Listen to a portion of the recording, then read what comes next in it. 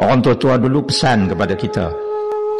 Dia kata, andainya kita nak hidup dalam aman, maka kita hendaklah sentiasa bersedia untuk berperang. Masa tu bila dengar, kita tak faham apa maksud pesanan Tok Wan ni. Andainya kamu mau hidup dalam aman, maka hendaklah kamu sentiasa bersedia untuk berperang.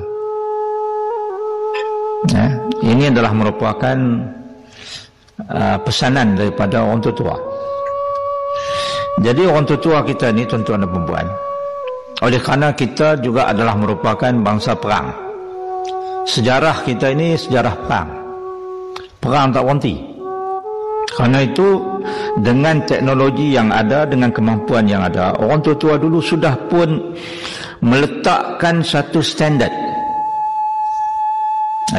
Mereka mencipta senjata, mereka menggunakan senjata, mereka pergi ke medan perang, mereka menang, mereka juga tewas, mereka juga syahid, gugur, dalam mempertahankan maruah kita, orang Melayu, orang Islam, dalam mempertahankan akidah kita Islam, dalam mempertahankan tanah air kita, kerana tidak mau diceroboh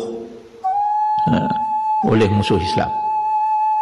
Ini adalah merupakan standard yang diletakkan oleh orang tua kita. Sejarah sentiasa berulang, tuan-tuan dan puan-puan. Standard yang diletakkan oleh orang tua kita oleh musuh Islam.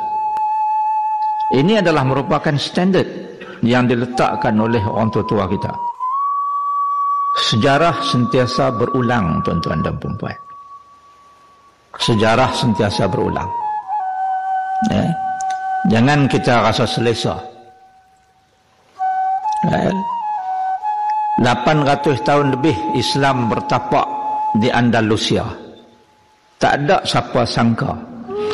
Tak ada siapa sangka bahawa satu hari syiar Islam akan hilang, luput dari bumi Andalusia itu. Hari ini kita di Malaysia ni pun lebih kurang 700-800 tahun baru.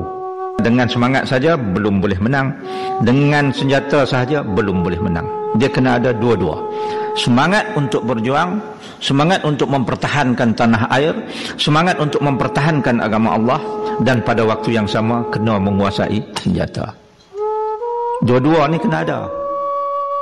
Ada salah satu saja, sejarah membuktikan belum boleh menang.